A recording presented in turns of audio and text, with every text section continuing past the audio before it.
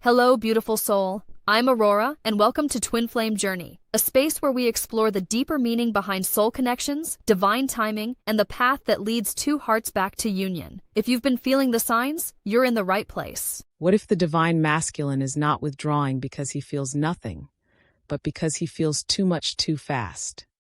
What if his silence is not the absence of love, but the evidence of an inner world he does not yet know how to manage?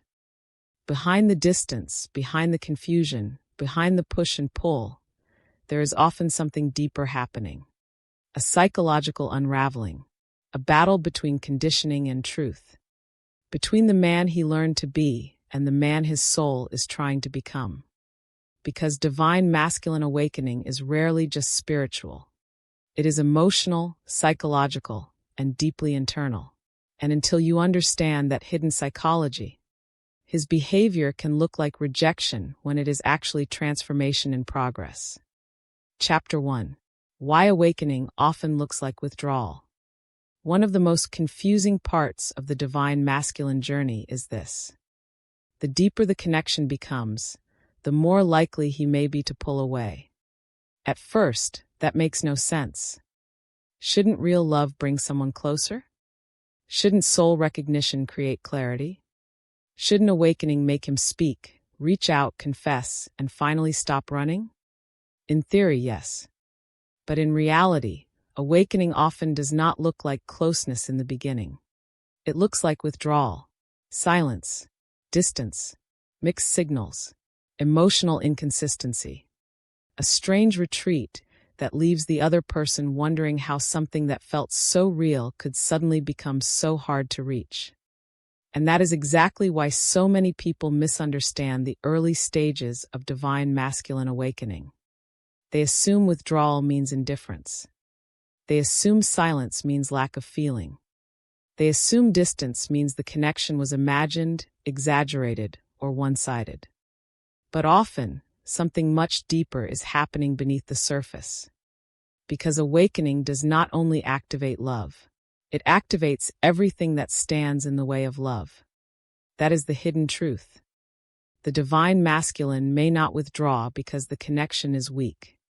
He may withdraw because it is strong enough to shake the internal system he has relied on for years. Strong enough to stir emotions he cannot easily organize. Strong enough to expose fears he has spent a lifetime disguising. Strong enough to touch parts of him that were functioning quietly in the dark, never expecting to be brought into the light. So instead of moving forward, he pulls back. Not always because he wants to.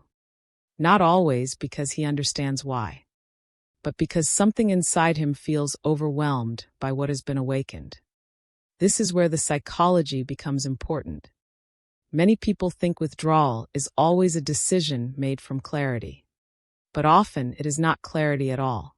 It is an automatic response to internal overload. When emotions rise faster than emotional capacity, the nervous system can interpret deep connection not only as beauty, but as danger. Not because love is dangerous in itself, but because being deeply affected can feel destabilizing to someone who has built identity around staying composed, rational, controlled, and emotionally self-contained. That is why awakening often looks like retreat before it looks like truth. The connection reaches him. He feels it. It moves him. It unsettles him. And then, because he does not yet know how to hold that level of emotional intensity, he withdraws to regain some sense of internal order. From the outside, that can feel heartbreaking. Because what the other person experiences is contradiction. The energy was there. The recognition was there. The depth was there. And yet the response is distance. The response is less contact, less openness, less clarity. It can feel as though the more real it becomes, the more unreachable he becomes. But this is often the very sign that something real has been activated. Not because withdrawal is ideal. Not because silence is healthy. But because deep psychological activation does not always produce immediate emotional maturity. Sometimes it produces fear first.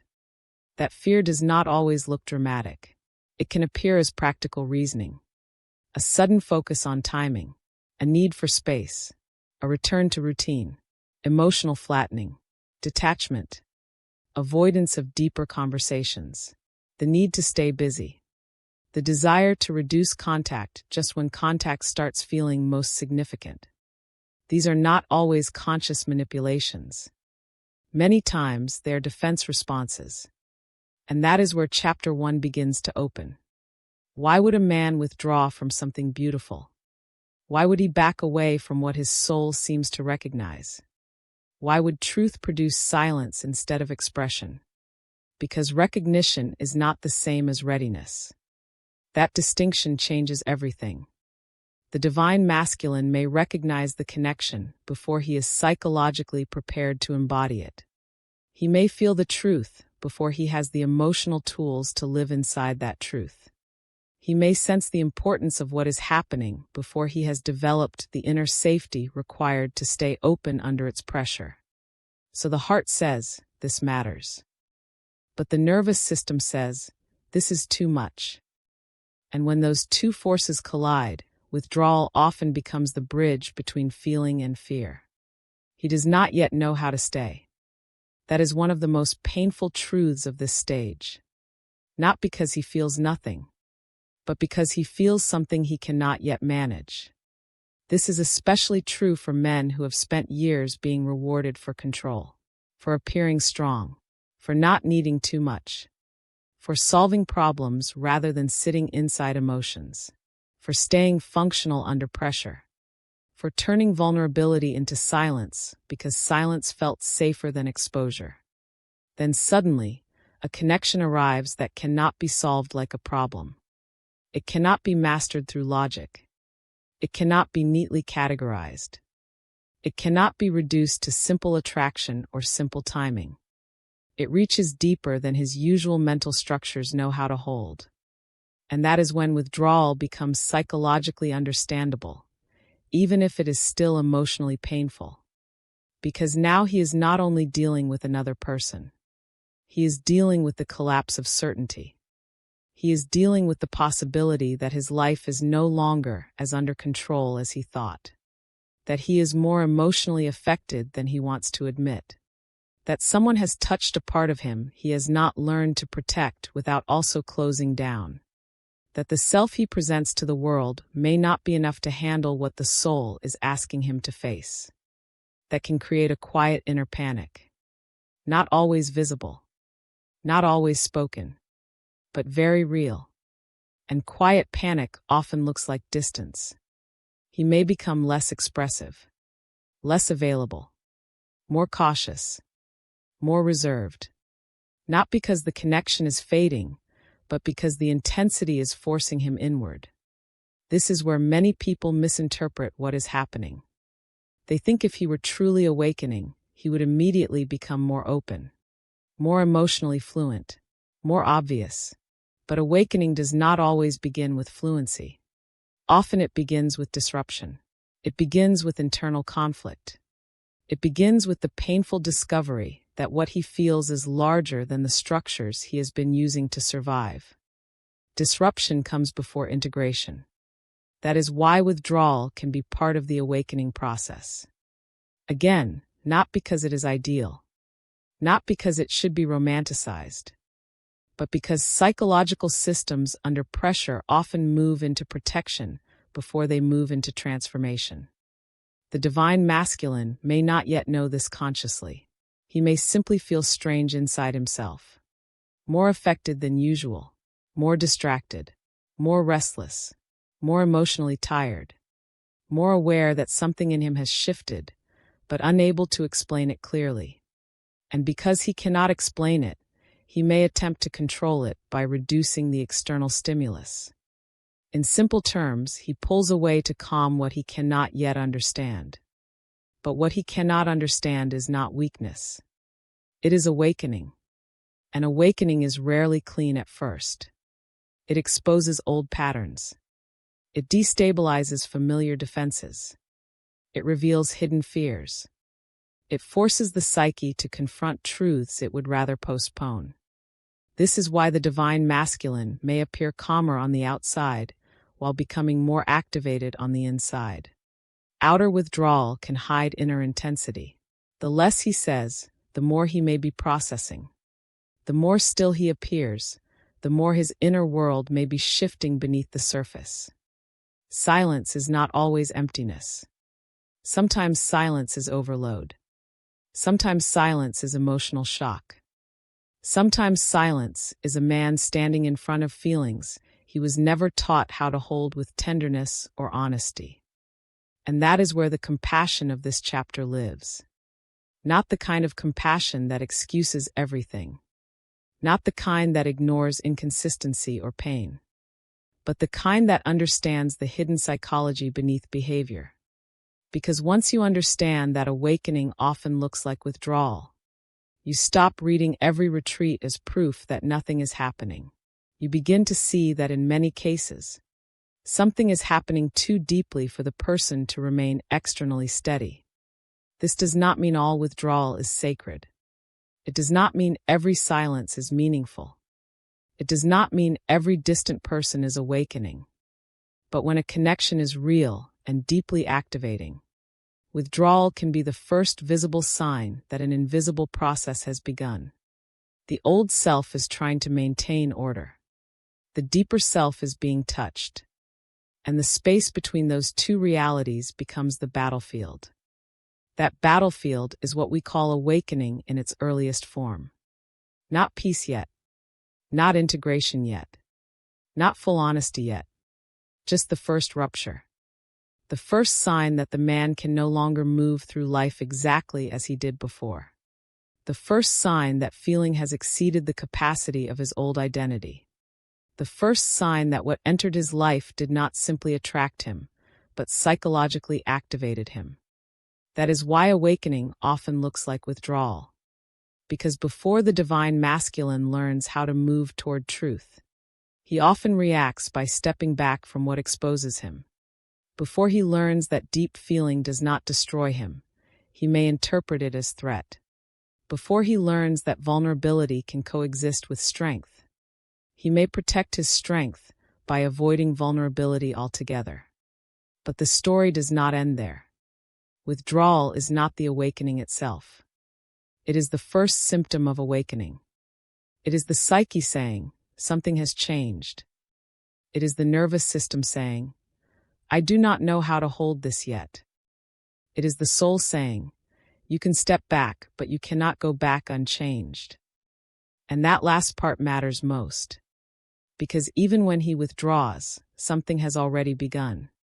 The connection has entered him. The disruption has begun.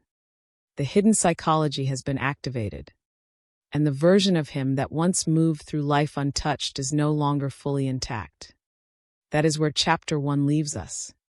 Not with resolution, but with a deeper question. If awakening often looks like withdrawal, then what exactly is happening inside him when the feelings become too much to process? That is where we go next. If this chapter spoke to you, stay with me for chapter 2. Because next we are going deeper into the psychology of emotional overload, and why intense soul recognition can make the divine masculine shut down even when the connection is real. Chapter 2. The psychology of emotional overload. The divine masculine does not always shut down because he feels too little.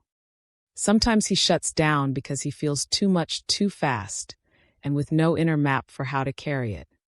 That is the hidden psychology of emotional overload. From the outside, emotional overload can look deceptively simple. A man becomes quieter, more distant, less expressive, less certain. He pulls back just when the connection starts feeling deeper. He delays. He disappears into routine. He starts acting like someone who wants less, even though something in his energy once suggested more. This contradiction can feel almost impossible to understand. How can someone feel something powerful and then suddenly seem absent? How can deep emotional recognition lead to numbness instead of openness? How can a soul-level connection trigger retreat instead of closeness? Because when emotion moves faster than emotional capacity, the system does not always interpret it as love. It often interprets it as overload. That is where this chapter begins.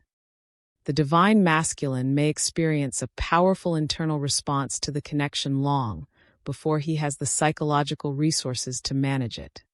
His heart may recognize something important. His body may feel the intensity. His mind may sense that this is not ordinary. But if his emotional foundation has been built on control, suppression, distraction, or restraint, then the sheer force of what he feels can exceed what his inner world knows how to process safely. And when that happens, overload begins. Emotional overload is not merely sadness or confusion. It is the experience of having more internal activation than the current system can regulate. Too many feelings at once. Too much intensity without enough grounding. Too much significance arriving before the psyche has built trust with vulnerability. So instead of flowing through the experience, he begins defending against it. That is why overload often looks like shutdown. Not because nothing is happening, but because too much is happening all at once. The nervous system has limits. The psyche has limits. A person can only process as much truth as their internal structure can hold in the moment. If the experience exceeds that capacity, the system moves into self-protection. It tries to reduce stimulation, reduce exposure, reduce emotional demand. It seeks distance, silence, routine, logic, anything that can lower the inner pressure. This is not always a conscious choice. Often, it is automatic. The divine masculine may not sit there thinking, I am emotionally overloaded, so I will now create distance. He may simply feel an urgent need to pull back, to breathe, to regain control, to return to something familiar. He may feel suddenly tired, irritable, uncertain, or emotionally flooded without having the language to explain why. And because he lacks the language, he reaches for the only thing that feels possible.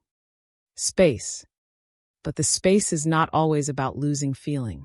Sometimes it is about trying not to drown in feeling. That distinction matters deeply. Because one of the biggest misunderstandings in these journeys is assuming that shutdown means emotional emptiness.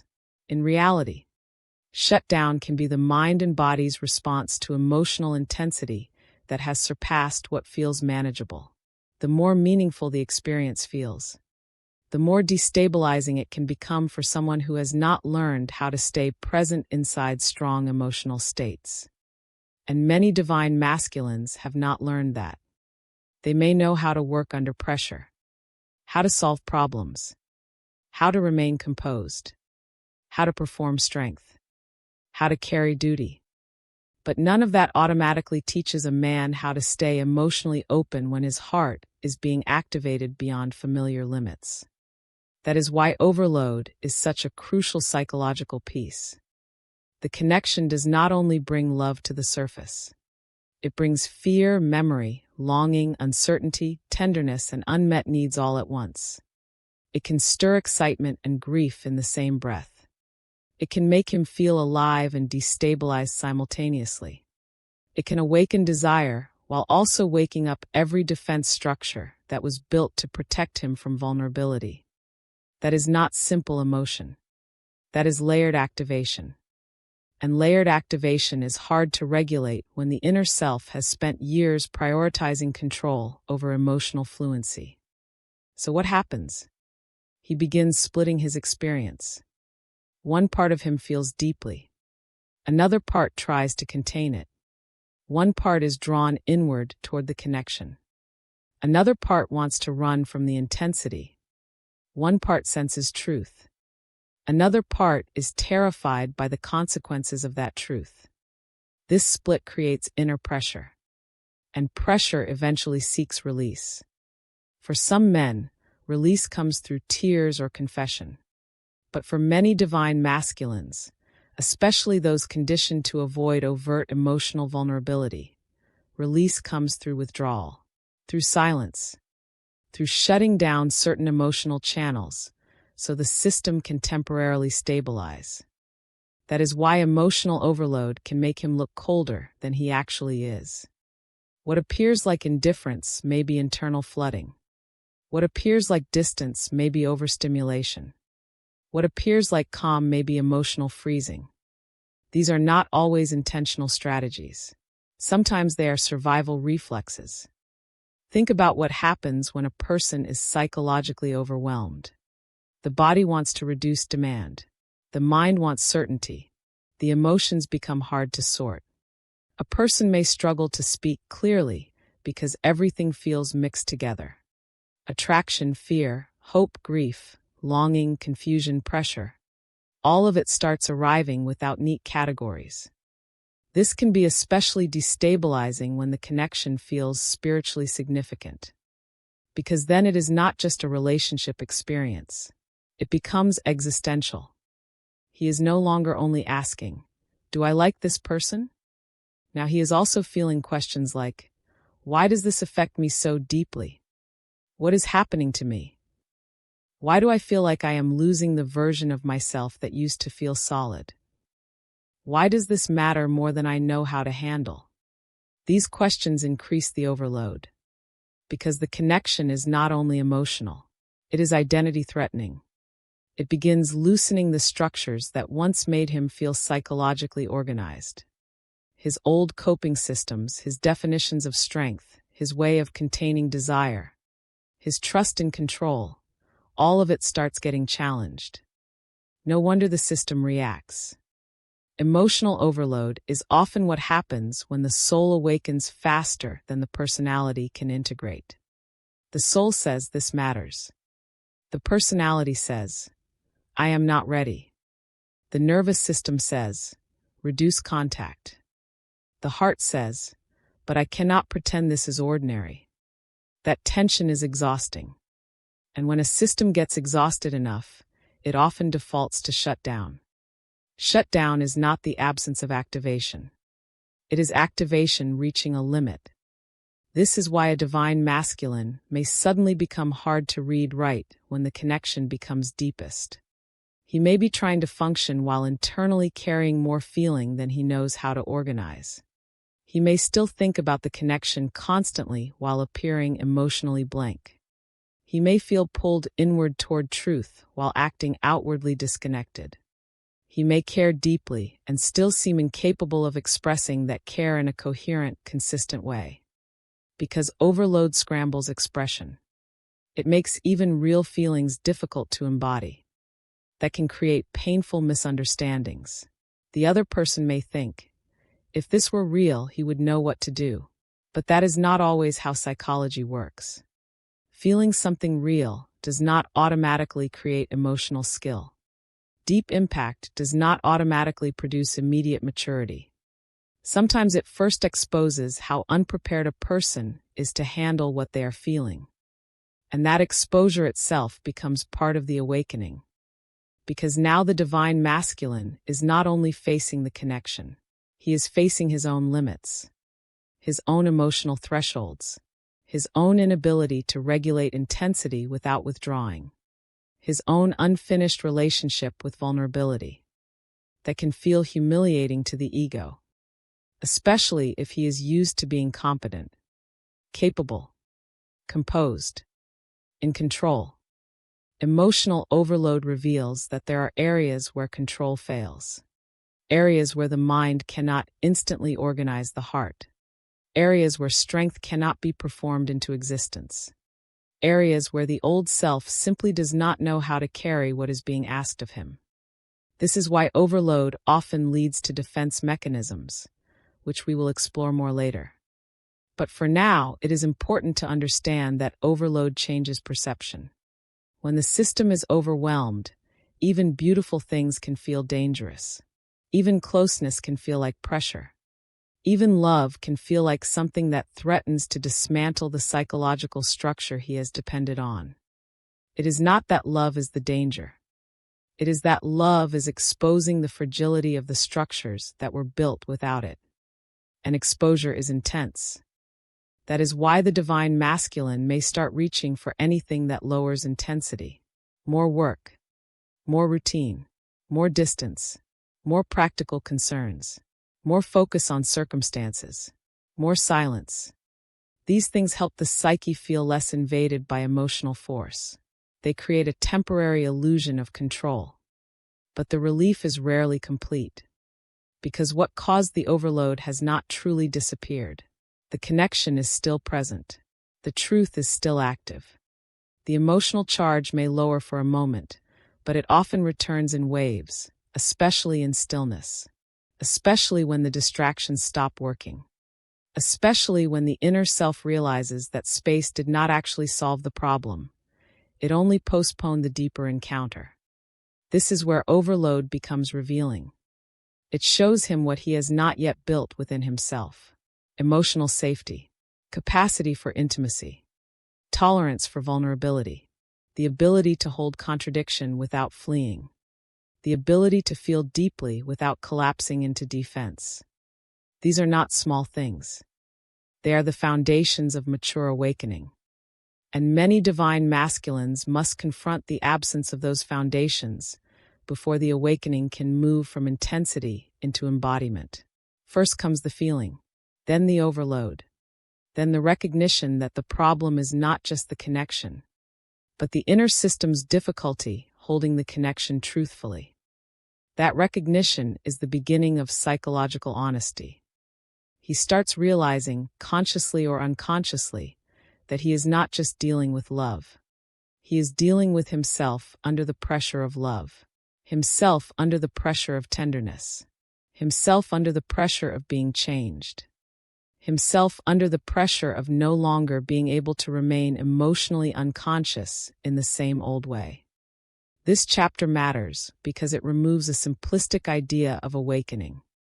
It shows that the divine masculine is not always choosing distance from a place of clarity or lack of care. Sometimes he is reacting from overload, from a nervous system trying to regain order, from a psyche that has not yet developed enough space for everything being awakened at once. That does not make the behavior painless. That does not erase the confusion it causes. That does not mean every shutdown should be justified. But it does make it understandable. And understanding changes how you read the silence. Because now the silence is not automatically empty. It may be crowded with feeling, crowded with fear, crowded with unprocessed truth, crowded with a man trying to appear calm while his inner world is rearranging itself faster than he can explain. That is the psychology of emotional overload. It is not pretty. It is not graceful. It is not the final stage. But it is often the bridge between first recognition and deeper awakening. Because once a man begins seeing that what he calls distance is actually overload, a deeper question begins to rise. What inside him is so threatened by vulnerability that real love has to be managed like danger? That is where we go next. If this chapter spoke to something deep in you, stay with me for chapter 3. Because next we are entering the masculine conditioning that blocks vulnerability, and why the heart may awaken long before the old programming knows how to let it breathe. Chapter 3. The masculine conditioning that blocks vulnerability. Long before the divine masculine learns how to love consciously, he usually learns how not to feel safely. That is where this chapter begins. Not with the connection itself, not with the awakening itself, but with the conditioning that was already there before the awakening ever arrived. Because when we talk about the hidden psychology of divine masculine awakening, we cannot ignore one of the deepest forces shaping his behavior. Masculine conditioning. The old training. The silent rules. The inherited beliefs about what a man should be, how a man should feel, and what a man must never reveal. This conditioning is often invisible because it is so normalized. It does not always sound cruel on the surface. Sometimes it sounds practical, strong, mature, responsible. But underneath it, there is often a painful message repeated in different forms throughout life. Do not be too emotional. Do not be too soft. Do not need too much. Do not let people see what hurts. Do not lose control. Do not let vulnerability define you. And if a boy absorbs those messages deeply enough, he grows into a man who may know how to function, but not how to remain open when love touches him in places he was taught to protect. That is the tragedy hidden beneath the divine masculine journey. Because the heart may awaken before the conditioning does. The soul may say yes. The body may feel the recognition. The emotions may rise with undeniable force. But the old programming still whispers. Close down, stay guarded, do not let this undo you. That is the split. It is not always that he does not love. Sometimes it is that he has been trained to fear what love will require from him. This is why vulnerability becomes such a psychological obstacle. For many divine masculines, vulnerability is not simply unfamiliar. It is tied to danger, to loss of control, to weakness, to shame, to the possibility of being exposed in ways that do not feel safe. Even if no one explicitly taught him those things in words, life may have taught them through experience, through emotional invalidation, through pressure to be strong, through environments where tenderness was ignored, punished, mocked, or treated as something secondary to performance. So he learns to become impressive instead of transparent. He learns how to achieve, how to contain himself, how to stay composed, how to carry weight privately, how to keep moving even when something hurts. And the world often rewards him for it. That is what makes this conditioning so complex. It works, at least outwardly.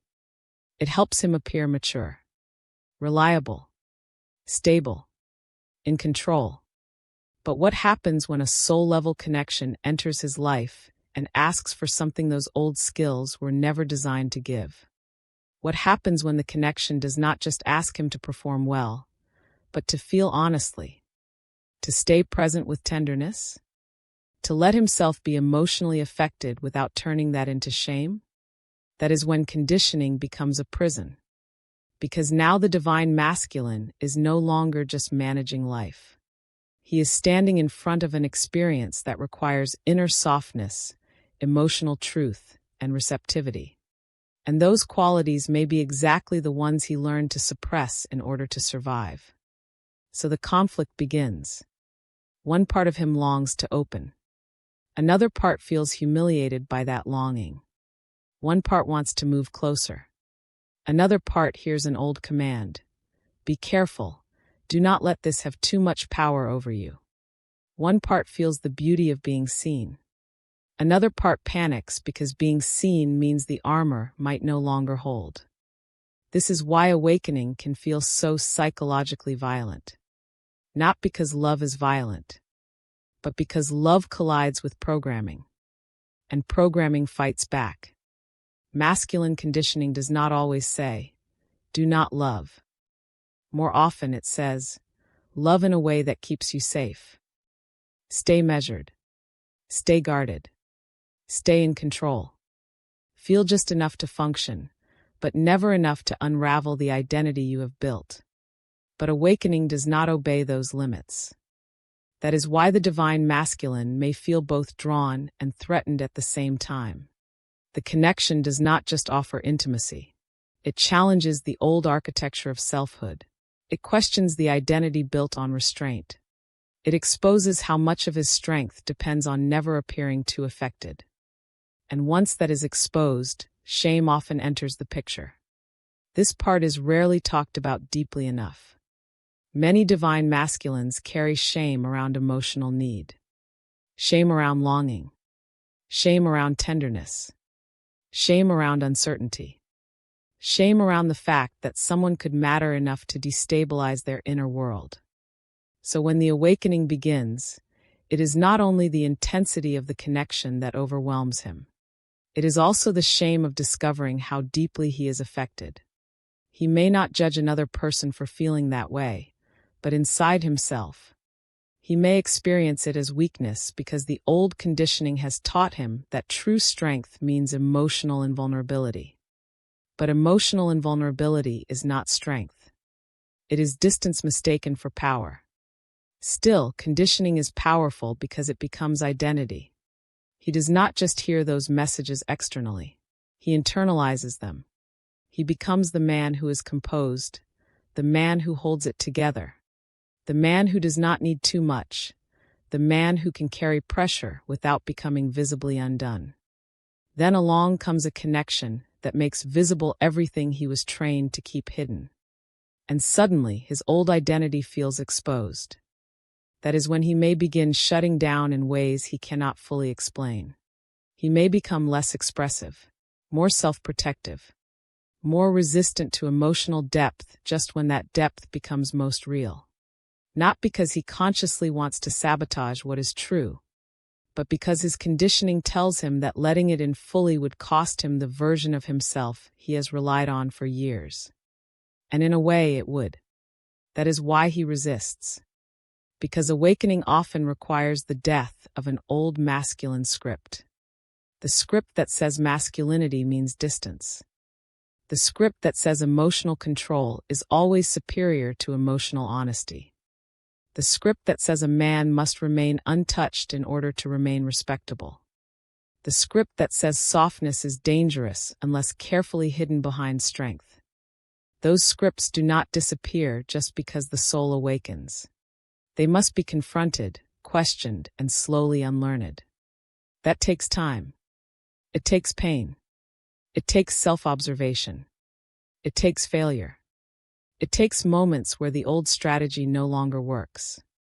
Because as long as conditioning still feels useful, a man will stay loyal to it. But when the connection becomes deep enough, the old programming begins revealing its limits. He starts seeing that what once protected him is now preventing intimacy. What once gave him control is now cutting him off from truth. What once made him feel strong is now making him feel alone. That realization is the beginning of liberation. But before liberation comes grief. Grief for how long he has lived behind the armor. Grief for the tenderness he buried. Grief for the truth he could have embodied sooner if he had not been taught to mistrust it. Grief for the ways he has mistaken guarding himself for honoring himself. This grief is important because it softens the conditioning. It lets him feel the cost of the old script, not just its familiarity. He begins understanding that the issue is not that he feels too deeply. The issue is that he was never taught how to feel deeply without judging himself for it. And that is a very different problem. Because now the path is no longer simply about handling a connection. It becomes about re-educating the inner masculine, teaching him that vulnerability is not collapse. That tenderness is not weakness. That being emotionally affected is not emasculating. That true masculine presence is not built on numbing the heart, but on developing the capacity to hold truth without fleeing from it. That is sacred work. And it is hard work. Because the old conditioning often lives in the body, not just the mind. It lives in tension, in restraint, in the instinct to pull away when things feel too intimate, in the urge to go silent when words would reveal too much, in the reflex to regain control by becoming practical, distant, or emotionally flat. These responses can be so fast that he may not even realize they are happening. He just feels the urge to shut down, to step back, to say less, to reassert control. But beneath that urge is often an old learned fear. If I become too vulnerable, I will lose myself. The deeper truth is the opposite. If he never becomes vulnerable, he may never truly find himself. That is what awakening is trying to teach him. Not that he must stop being strong, but that strength must be redefined. Real strength is not emotional suppression. Real strength is the ability to stay present with what is real. Real strength is letting the heart tell the truth without treating that truth as a humiliation. Real strength is allowing intimacy to reveal you without automatically going to war with your own tenderness. This is why the masculine conditioning that blocks vulnerability is such a central piece of the divine masculine awakening. Until he sees the script, he thinks the problem is the connection. He thinks the issue is intensity, timing, complexity, or confusion. But once he begins seeing the conditioning clearly, he realizes something deeper. The connection is not only awakening love. It is exposing the old rules that taught him how not to receive love honestly. And that changes everything.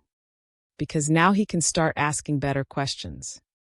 Not, why am I so affected? But, why was I taught to fear being affected? Not, why does vulnerability feel dangerous? But, what old script made danger out of tenderness? Not, how do I control these feelings? But, who told me that control was the only safe way to be a man? Those questions begin dismantling the prison. Slowly, painfully, but truly. And once the prison starts cracking, the next stage becomes visible. Because if he is conditioned to block vulnerability, then he will naturally create defense mechanisms to avoid emotional exposure. He will rationalize, distance, minimize, distract, compartmentalize, not always on purpose, but almost automatically. That is where the hidden psychology takes us next. If this chapter spoke to something deep in you, stay with me for chapter 4. Because next we are entering why he confuses love with loss of control, and how that fear shapes the defense patterns that keep him from surrendering to what is real. Chapter 4. Why he confuses love with loss of control. For many divine masculines, love does not first feel like peace. It feels like exposure.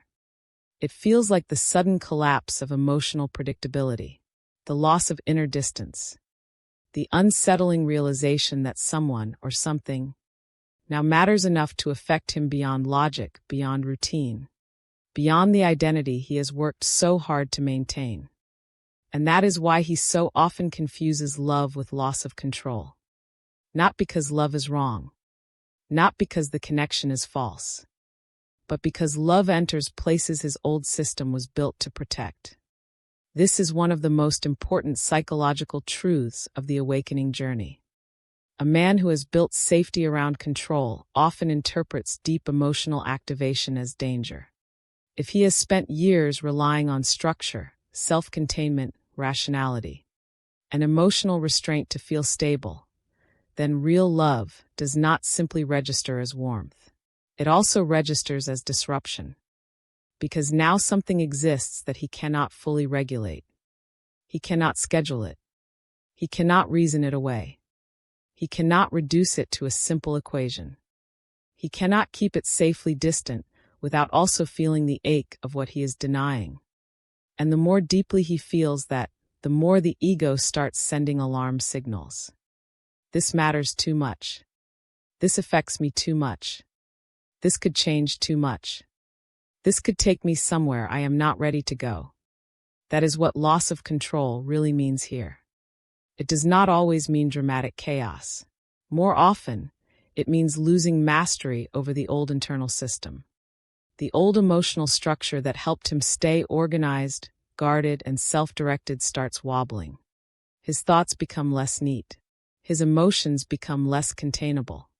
His usual ways of functioning no longer feel fully sufficient. Suddenly, he is not just living his life. He is reacting inwardly to something he did not authorize, cannot fully name, and cannot easily stop. That is deeply unsettling for a person who equates safety with control. Because control is not just behavior. It is identity. It is how he knows himself. The one who handles things. The one who stays composed. The one who does not become too affected. The one who can function regardless of what is happening inside. Then love enters and makes that identity feel unstable. Now he thinks about someone unexpectedly. Now he feels emotional shifts he did not plan for. Now he feels softer in places where he was used to being defended. Now he realizes that someone has access to parts of him that were never meant, in his old understanding, to become visible. And instead of interpreting that access as sacred, he may first interpret it as dangerous. That is the confusion. Love says, you are being opened. Fear says, you are being overtaken. Love says, something real is asking for your presence. Fear says, something is taking away your control. Love says, let yourself be changed. Fear says, if you change, you will lose the self that keeps you safe. This inner translation error drives so much of the divine masculine push and pull. Because he is not only responding to love itself, he is responding to what love means for the identity he has built. And if that identity is rooted in emotional containment, then love feels like an assault on order. Even if it is beautiful, even if it is true, even if some deeper part of him knows it is sacred. This is what makes the awakening so psychologically intense. The connection does not just ask whether he loves. It asks whether he can survive being changed by love without calling that change weakness. It asks whether he can remain himself while becoming more open. It asks whether he can redefine strength, not as emotional control, but as emotional honesty. And he may not be ready for that at first. So he protects himself. He becomes cautious, more silent, more distant, more mentally analytical, more focused on practical problems instead of emotional truth. These are attempts to restore control. Not because he feels less, but because he feels more than his old identity knows how to organize. This is where many misunderstand him. They think his hesitation means the love is not real. But often, hesitation appears precisely because the love feels real enough to threaten the old system. If it were superficial, it would be easier to enjoy, easier to express, easier to move through without psychological consequence. But soul-level love has consequences. It touches self-definition. It awakens dependency fears. It confronts emotional defenses. It exposes how much of his peace depended on staying partially disconnected. That exposure feels like loss of control because, in a sense, it is. He is losing control of the false self. The self that believed he could move through life untouched. The self that believed distance was the same as strength. The self that believed deep feeling could always be managed, delayed, or compartmentalized. Love reveals the limits of that self, and when those limits become obvious, the ego panics. Not because the soul is wrong, but because the ego hears transformation as threat. That is why he may say things like, "This is too much. I need space. I do not know what I feel. I need to focus on other things. The timing is wrong." Sometimes those statements are partly true, but often beneath them lies a deeper truth he is not yet ready to say. I am losing the version of control that used to protect me. That is the real fear. Not only losing another person, but losing the old internal structure that helped him avoid being this open. The reason this feels so intense is because control is often linked to survival. If a man learned that emotional restraint kept him safe, then anything that softens that restraint feels risky.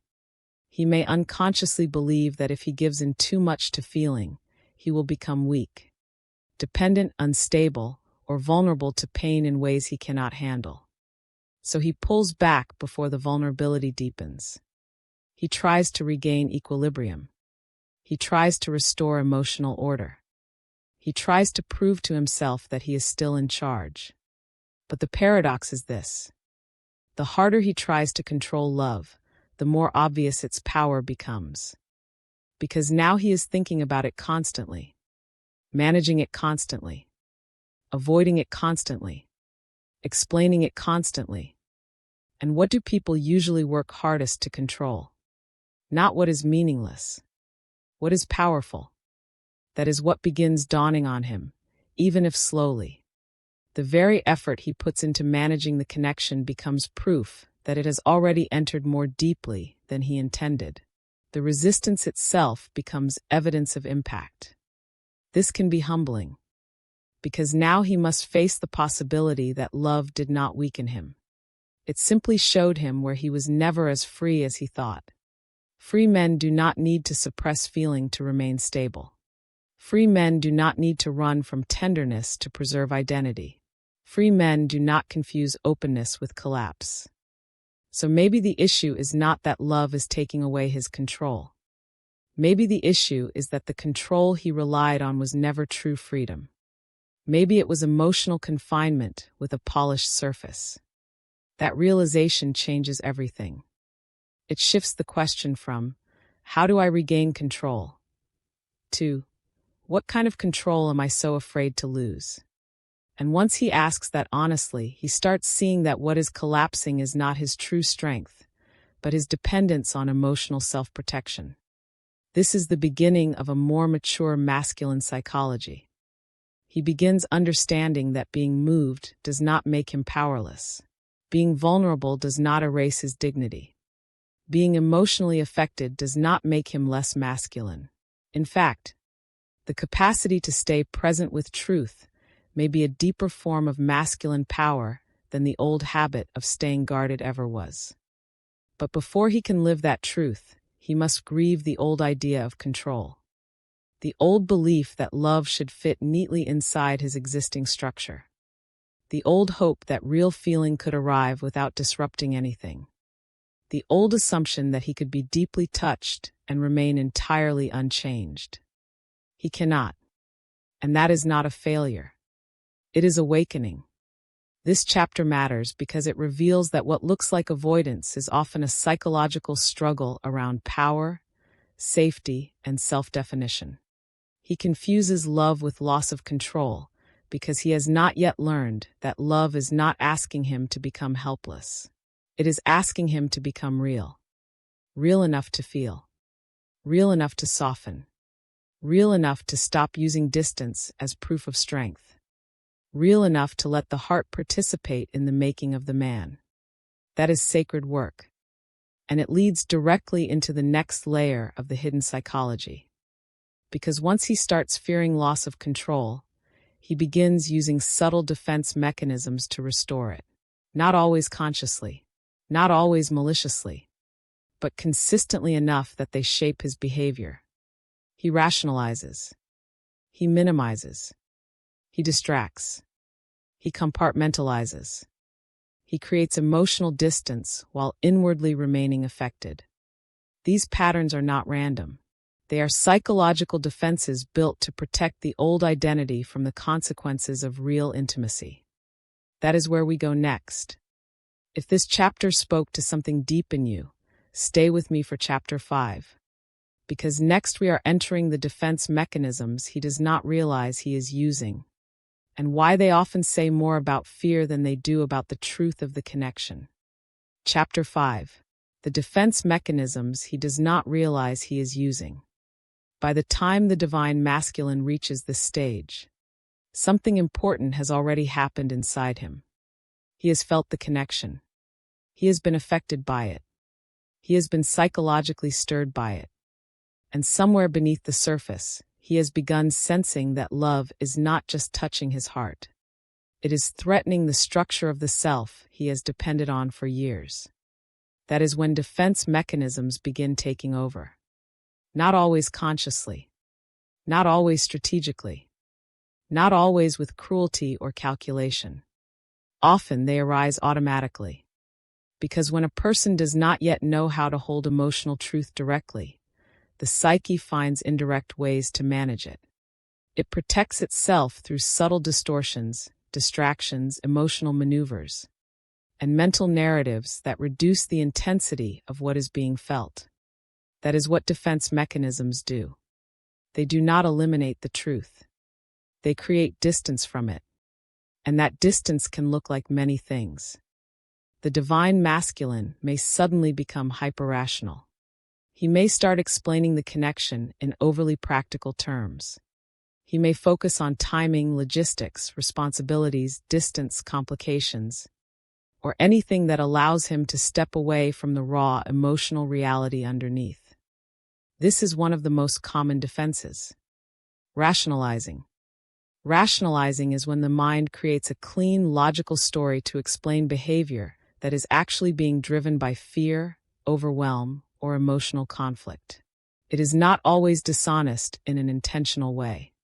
Sometimes it is the mind sincerely trying to make sense of what it cannot yet emotionally process. So instead of saying, "This scares me because it matters so much," he says, "This just is not the right time." Instead of saying, "I do not know how to stay open under this much emotional pressure," he says, "There are too many complications." Instead of saying, "I feel deeply affected and it is destabilizing my identity," he says, "I just need to focus on other things right now." Do you see the pattern? The emotional truth gets translated into a more manageable mental explanation.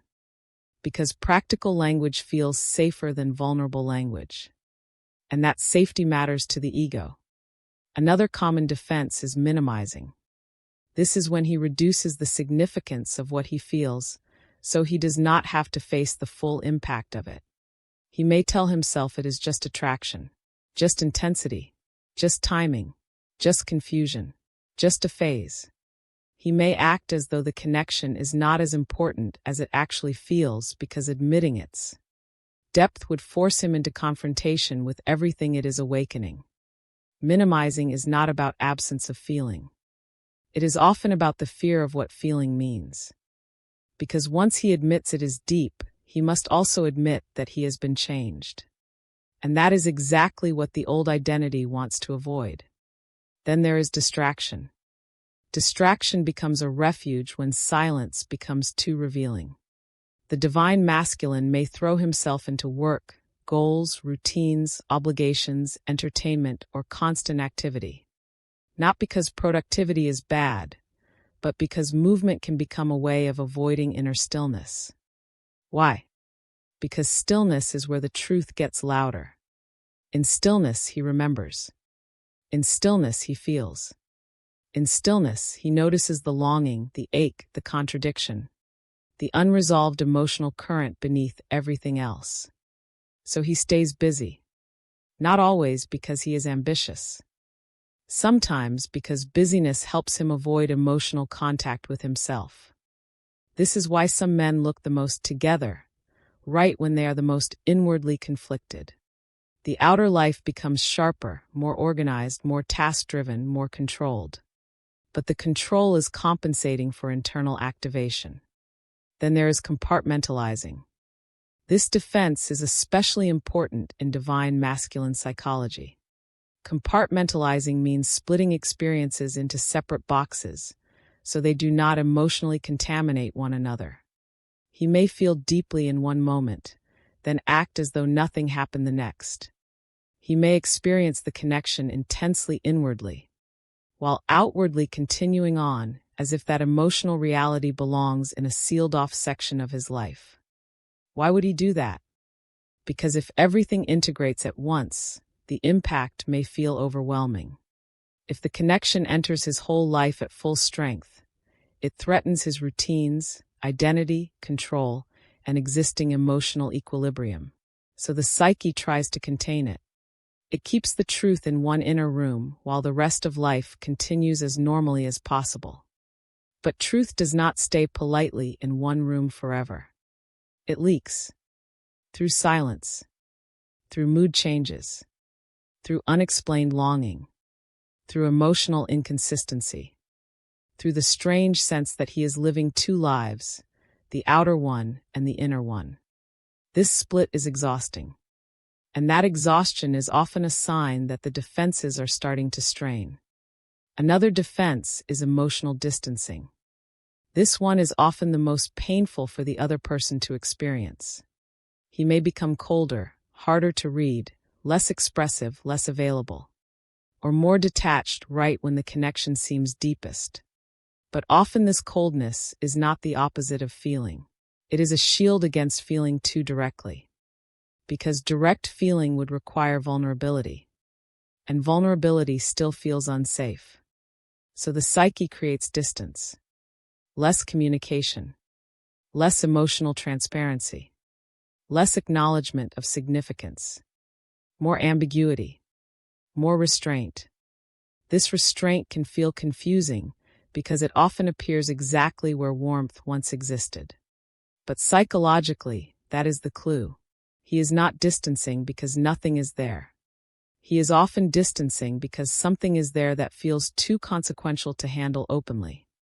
Then there is projection. Projection happens when he attributes to the outside world what is actually happening inside himself. He may think the connection is too intense, too demanding, too complicated, too disruptive, when in reality the disruption is coming from his inner conflict about it. He may see the external situation as the problem, because admitting that the true problem is his fear would require painful self-honesty. Projection lets the psyche relocate discomfort. Instead of saying, "I am afraid of what this asks of me," he experiences, "This situation is the issue." It is easier to manage a situation than to face a wound. That is why projection is so seductive. And then there is perhaps one of the deepest defenses of all: pretending he is less affected than he is. This is not always outright lying. Sometimes it is dissociation from his own emotional reality. A man can become so accustomed to containing his feelings that he genuinely underreports them even to himself. He may think he is fine while his behavior says otherwise. He may insist it is not that deep while his silence, rumination, restlessness, and defensive patterns reveal otherwise. This is what makes hidden psychology so important. Behavior often says what words cannot. The defenses tell the story. The withdrawal tells the story. The rationalizing tells the story. The inconsistency tells the story. The overfocus on control tells the story. Not the whole story, but enough to show that something deeper is going on beneath the surface. And here is what matters most. Defense mechanisms are not proof that the connection is false. They are often proof that the connection has reached a layer of the psyche that is not yet integrated. That does not make all behavior acceptable. It does not erase accountability. It does not mean harm does not happen. But psychologically, it helps explain the contradiction. Why can someone feel something deeply and still avoid it?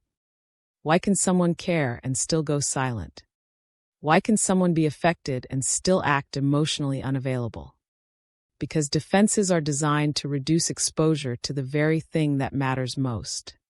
That is their purpose. They protect the old self from transformation. And this is why the divine masculine may not even fully realize he is using them. Defense mechanisms are most powerful when they feel like truth. Rationalizing feels like wisdom. Minimizing feels like perspective. Distraction feels like productivity. Compartmentalizing feels like balance. Emotional distancing feels like self-protection. Projection feels like accurate assessment. But underneath each one is the same hidden fear. If I let this in fully, I will not be able to remain who I have been. And that fear is correct. He will not remain the same. That is the whole point of awakening. Not to preserve the old identity, but to expose its limits. Not to help him stay defended more elegantly, but to help him become more honest than the defenses allow. This is where the deeper pain begins. Because defense mechanisms work only temporarily. They reduce intensity, but they do not create peace.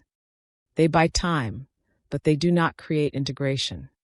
They create distance from truth, but they do not heal the part that is afraid of truth. So eventually, the same emotions return. The same ache. The same unrest. The same sense that something real remains unresolved. Why? Because the defenses protected him from feeling fully. But they did not free him from what he feels. And after a while, that becomes impossible to ignore. The divine masculine begins sensing, consciously or unconsciously, that his coping strategies are not bringing real relief. The work does not fully silence it. The logic does not fully dissolve it. The distance does not fully end it. The minimization does not fully shrink it. The compartmentalization does not fully contain it. Something keeps returning. That something is not only the connection. It is the self beneath the defenses. The self that wants truth. the self that is tired of emotional hiding, the self that knows control is no longer enough, the self that can feel the cost of remaining split. That is why defense mechanisms eventually become part of the awakening rather than an escape from it. At first, they protect the old self. Later, they expose the old self's fragility.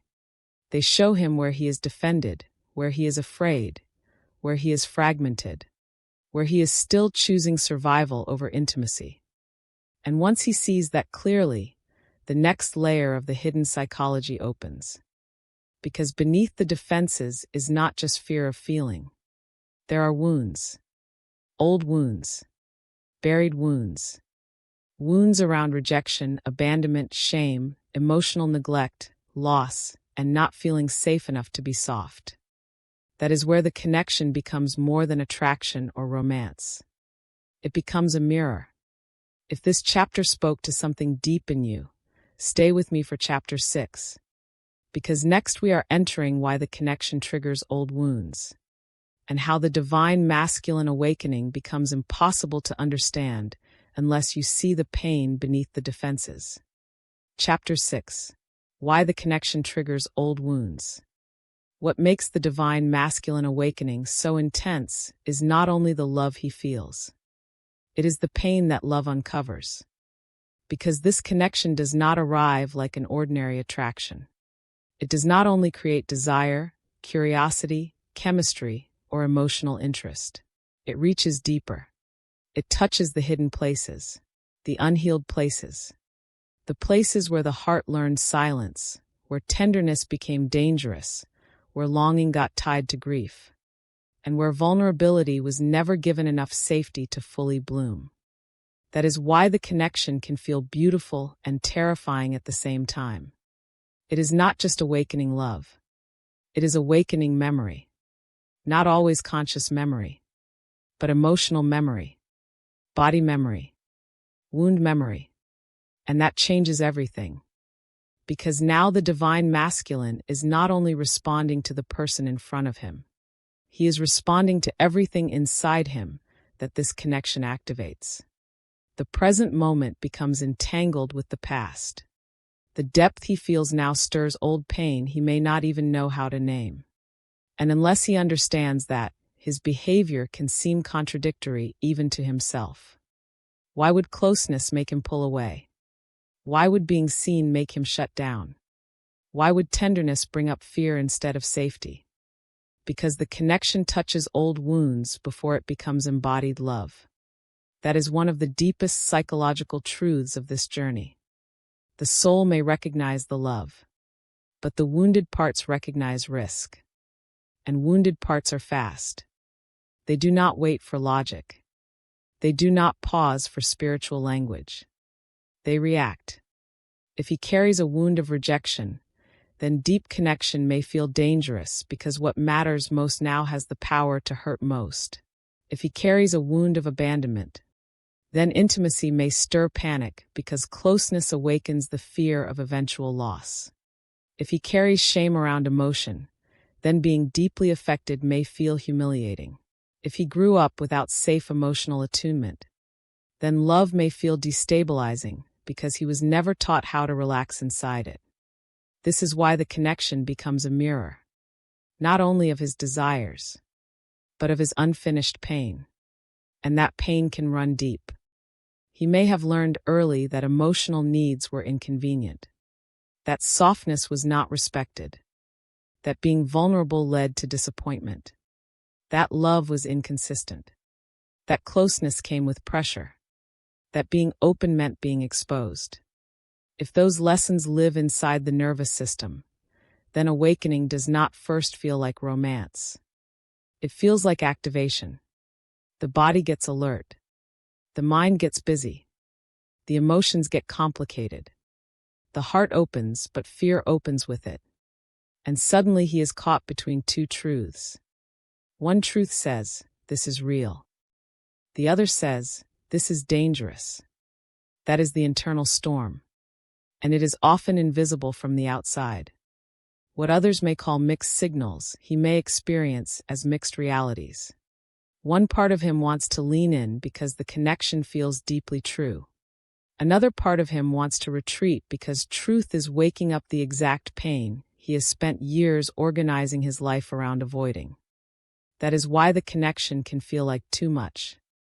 Not because it is false, but because it is precise. It touches exactly where he is unhealed. A man can manage ordinary attraction without much disruption. He can manage surface-level affection.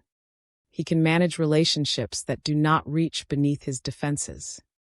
But when a connection lands directly on the fault lines of his inner world, it becomes something else entirely. It becomes exposure. Exposure of his fear of not being enough. Exposure of his fear of being left. Exposure of his fear of needing too much. Exposure of his fear of not knowing how to sustain what he feels. That exposure is painful because wounds do not like light at first. They prefer control. They prefer old patterns. They prefer emotional distance because distance keeps the wound from being touched too directly. But this connection does touch it. That is why he may start reacting in ways that seem bigger than the present moment should require. A delay feels huge. A misunderstanding feels threatening. Emotional intensity feels almost unbearable. Why? Because the connection is not landing on a neutral surface. It is landing on old pain. The present is pressing on the past. This is where many people misread the divine masculine journey. They assume his struggle is only about the current connection. But often the current connection is awakening older layers of unresolved experience. Layers that may have been dormant, buried under routine, achievement, distraction, or emotional restraint. Now they are alive again. And because they are alive, he may not even know what exactly he is reacting to. He only knows that something feels bigger than it should. More intense than expected. More emotionally charged than he can easily explain. That is how old wounds often operate. They amplify.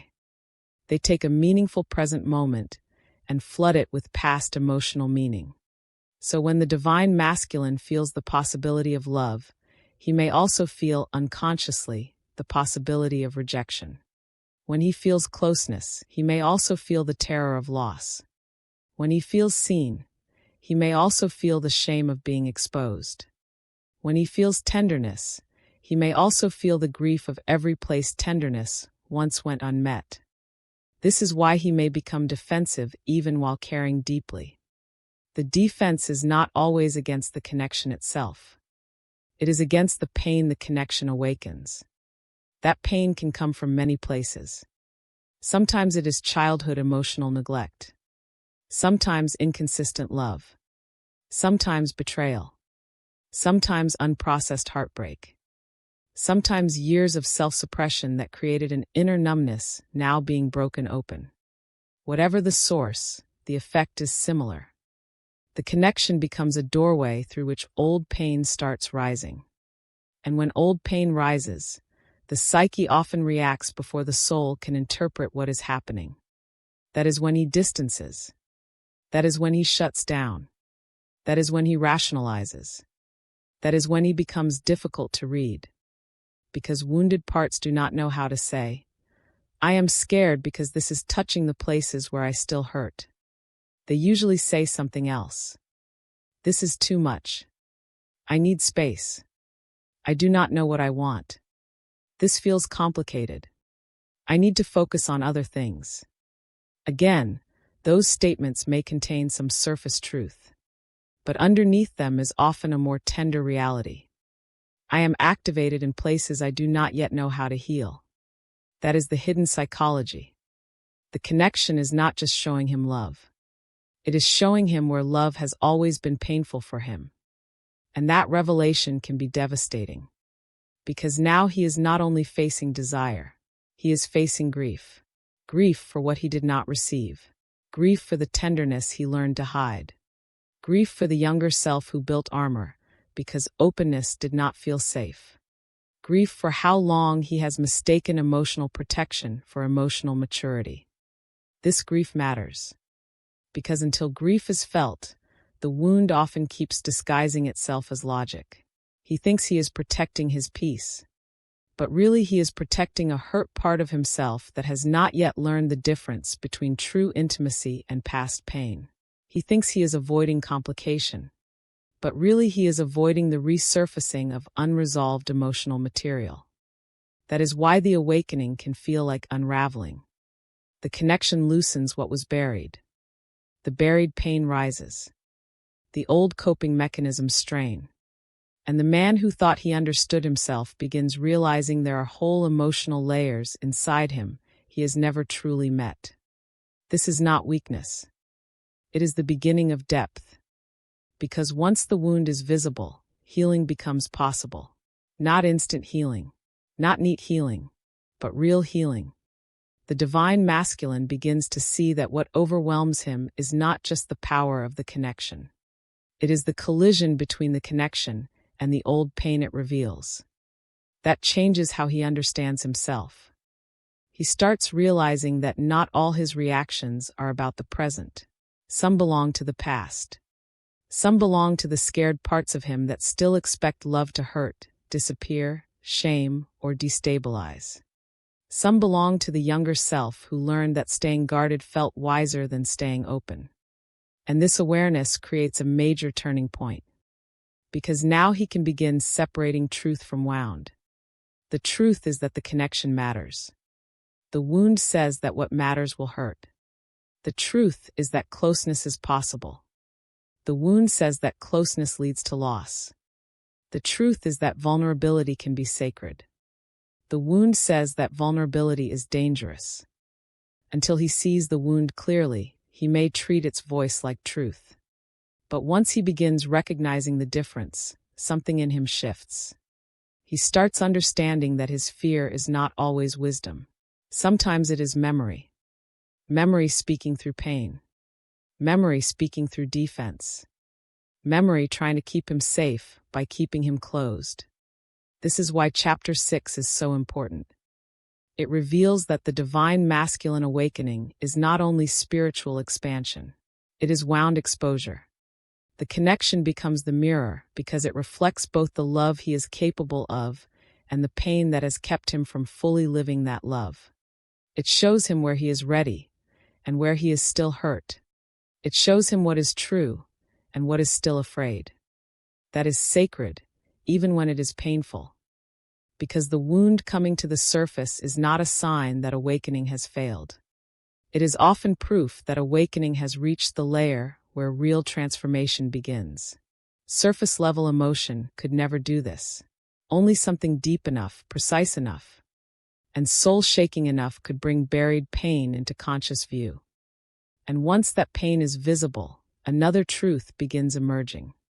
His outer behavior and inner reality are no longer the same. He may still look calm, still look distant, still look controlled. But inside there is a storm of fear, longing, tenderness, grief, and awakening unfolding all at once. That is where we go next. If this chapter spoke to something deep in you, stay with me for Chapter 7. Because next we are entering the split between his outer behavior and inner truth, and why the silence often hides a battle no one else can fully see. Chapter 7. The split between his outer behavior and inner truth. One of the most painful things about divine masculine awakening is this. What he shows on the outside often does not match what is happening on the inside. That is the split. And unless you understand that split, his behavior can feel impossible to read. Cold when the connection felt warm. Distant when the energy felt intimate. Silent when everything inside the bond seemed to be deepening. It can make you question everything. The connection, the timing, the meaning, yourself. Because how can someone feel so deeply, yet act so far away? That question sits at the center of this chapter.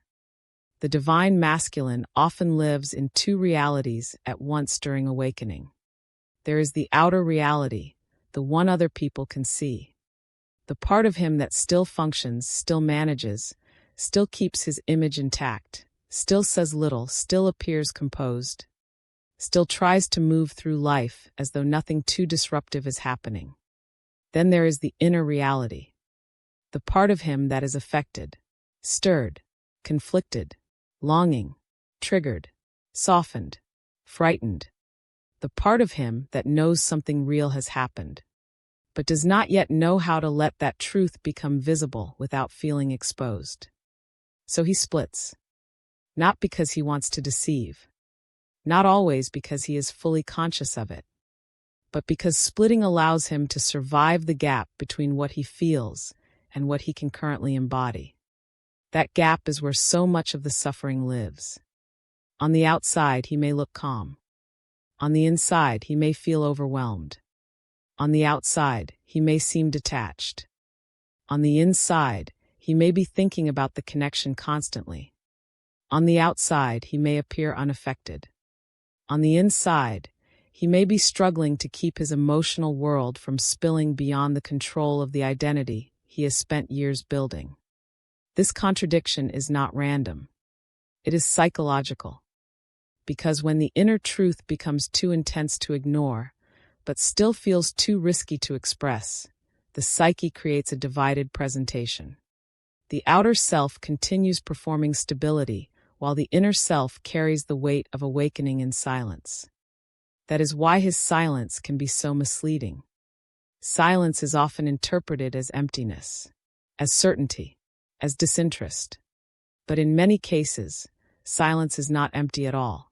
It is crowded with thoughts he cannot organize, emotions he cannot safely name, fears he does not want to reveal, and truths he has not yet developed the courage to embody.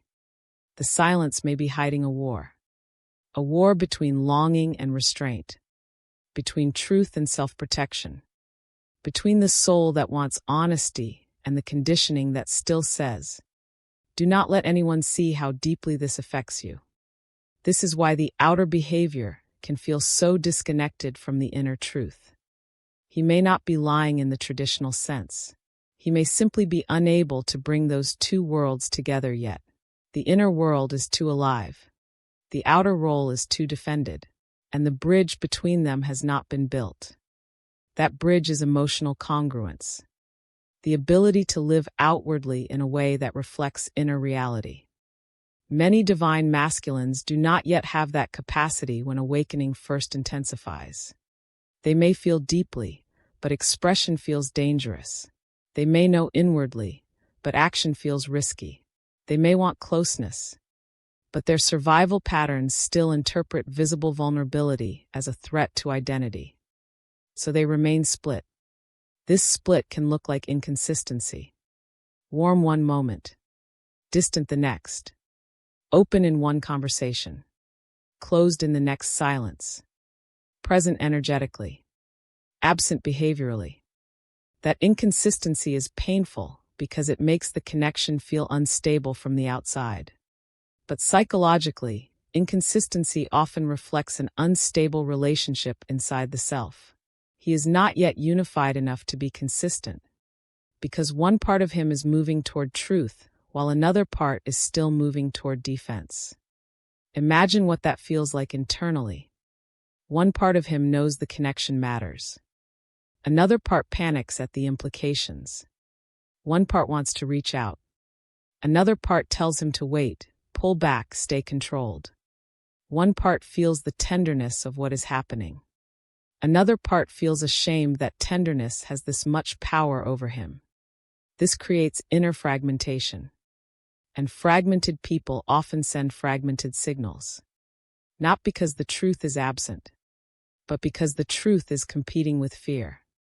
That fear often does not say, "I am afraid." It says something more socially acceptable, more polished, more manageable.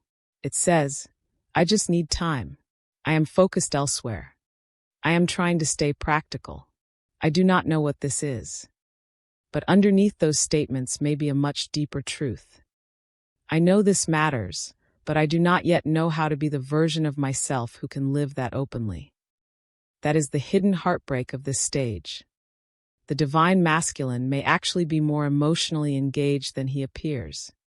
but his outward behavior is still loyal to older patterns of containment. So the person on the other side receives the behavior, not the hidden truth. They receive the distance, the silence, the ambiguity, the restraint. And unless the inner split is understood, those behaviors can feel like rejection. Sometimes they are experienced as rejection, even when inwardly he is not rejecting the connection at all. He is rejecting exposure. He is rejecting the collapse of control. He is rejecting the emotional risk of becoming visible in his tenderness. That does not make the pain less real, but it does change the meaning. Because now the issue is not simply whether he feels. The issue is whether he can tolerate being seen in what he feels. Whether he can let inner truth rise into outer reality without the old self going into panic. Whether he can stop using composure as a shield against the deeper honesty awakening is trying to pull from him.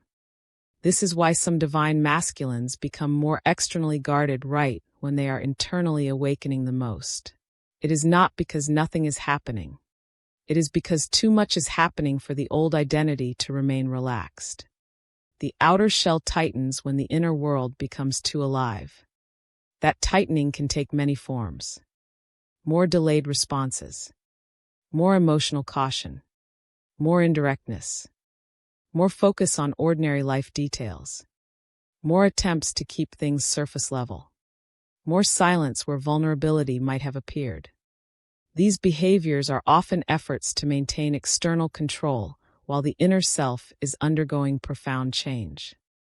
And profound change is rarely neat. It is messy internally long before it becomes coherent externally. This is one of the great misunderstandings of awakening. People assume that if something is spiritually real, it should look clear right away. But psychologically, real awakening often looks like disorder before order. Contradiction before congruence. Inner truth before outer embodiment. The divine masculine may feel the truth before he can become truthful in expression. That delay is painful, but it is real. Because awareness and embodiment are not the same thing. Feeling and expressing are not the same thing. Inner recognition and outer alignment are not the same thing. A man can know something in the deepest part of himself and still not yet know how to let that knowing take form in his actions without fear overwhelming the process.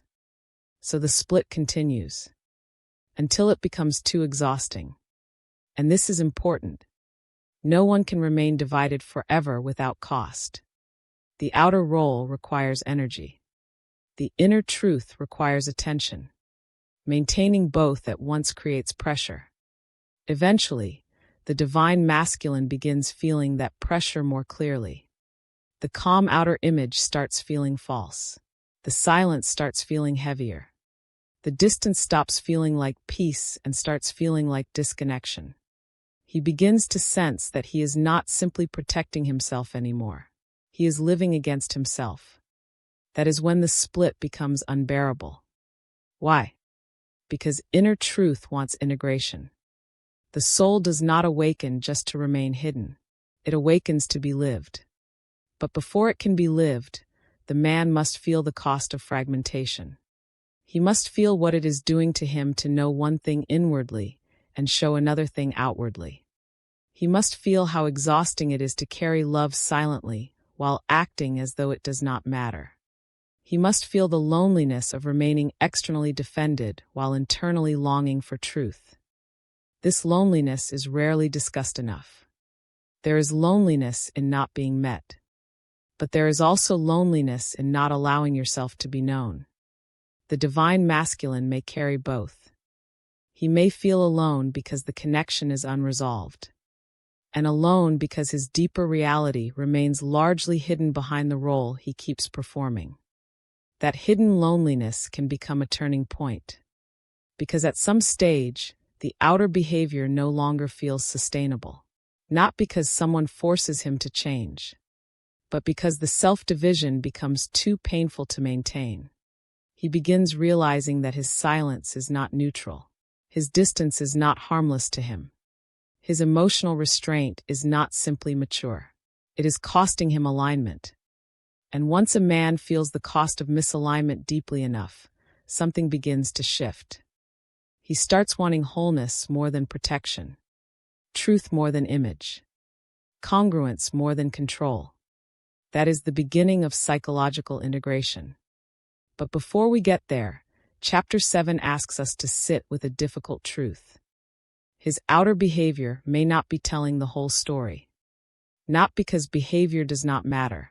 It does. Not because pain should be excused. It should not. But because behavior is sometimes the surface of a much deeper inner conflict. A conflict no one else can fully see. That is what makes this stage so mysterious and so heartbreaking. The man who appears composed may be unraveling inside. The man who seems distant may be inwardly consumed. The man who says little may be standing in front of truths that are rearranging his entire identity. The calm face may be covering a storm. And storms do not stay hidden forever. Eventually, what is true inside begins pressing harder against what is false outside. The gap narrows. The pressure builds. The old defenses weaken. The split starts becoming impossible to maintain with the same innocence. That is when psychology begins turning into something more openly spiritual. Because once the outer shell starts failing, the deeper transformation can no longer be delayed in the same way. If this chapter spoke to something deep in you, stay with me for Chapter 8. Because next we are entering the moment when psychology becomes spiritual awakening, and why the old defenses eventually stop working no matter how hard he tries to keep them in place. Chapter 8. The moment psychology becomes spiritual awakening. There comes a moment in the divine masculine journey when his inner struggle is no longer just psychological. It becomes spiritual. Not because psychology disappears. Not because the wounds suddenly stop mattering. Not because fear, conditioning, and defense mechanisms instantly dissolve.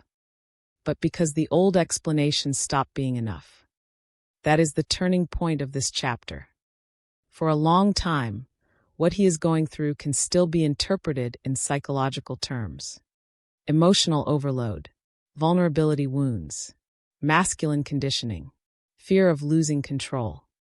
Defense mechanisms, the split between outer behavior and inner truth. All of that is real. All of that matters. All of that explains why awakening can look like silence, distance, contradiction, and retreat. But eventually something changes. The old defenses stop working. That is when psychology begins opening into spiritual awakening. Because as long as his defenses still provide relief, he can remain loyal to them. As long as distraction still numbs him, rationalizing still protects him, and emotional distance still gives him the illusion of control, he can keep postponing deeper truth. He can stay inside the old system and call it survival. He can keep telling himself he is managing. He can keep pretending that enough time, enough space, or enough self-restraint will eventually return him to who he was before. But the awakening does not let him return. That is the sacred disruption. The routines begin losing their power. The distractions feel thinner. The logic no longer calms him the way it once did. The silence becomes heavier instead of safer. The emotional distance starts feeling less like protection and more like exile. This is what makes the shift spiritual. The psyche has reached its limit. The old identity has reached its limit. The strategies that once helped him stay defended can no longer keep the deeper truth asleep. And when that happens, something deeper begins rising. Not just emotion. Not just memory. Not just wound activation. Soul awareness. That is a different kind of knowing. It is not only the awareness that he feels something. It is the awareness that what he feels is tied to who he is becoming. That realization changes everything. Because now the connection is no longer just a trigger. It is no longer just a disruption. It is no longer just a complicated emotional event that he hopes to mentally organize and move past. Now it begins to feel like a summons, a call, a sacred confrontation. something life itself is using to bring him face to face with the man beneath the mask. This is where awakening stops being only about managing inner conflict and starts becoming about meaning. Why did this enter my life? Why does this still live inside me? Why can I not silence it the way I silence everything else? Why does the truth keep returning, even when I keep trying to move away from it? These are not purely psychological questions anymore. They are spiritual questions. Because now he is no longer asking only how to reduce discomfort. He is beginning to sense that the discomfort is carrying instruction, that the pain is not random, that the connection is not merely emotional intensity, but part of a deeper rearrangement taking place inside him. This is the moment many divine masculines do not know how to describe. They just know something is different. They may still be outwardly quiet. They may still not fully understand. They may still resist. But inwardly, the experience is no longer just, I am overwhelmed. It becomes, something bigger than my old self is happening here. That is awakening. And awakening often begins not with ecstasy, but with the failure of old survival patterns. The man who once believed he could handle everything through control begins realizing there are some truths control cannot hold. The man who once believed distance made him powerful begins realizing distance is no longer giving him peace. The man who once relied on logic begins discovering that logic alone cannot answer what the soul is asking. That is why this chapter is so important. It marks the moment when his psychology is no longer the whole story. His psychology explains the defenses, but it cannot fully explain why the truth remains. His psychology explains the shutdown, but it cannot fully explain why something keeps pulling him inward toward deeper honesty. His psychology explains the fear, but it cannot fully explain why fear is losing its ability to erase what his soul has recognized. That is where the spiritual dimension enters. Not as fantasy, not as bypassing, but as depth. Because now the awakening is not only showing him what is wounded, it is showing him what is sacred. It is revealing that beneath the fear, beneath the defenses, beneath the masculine conditioning, there is a deeper self who already knows. A self who has been waiting for the collapse of illusion.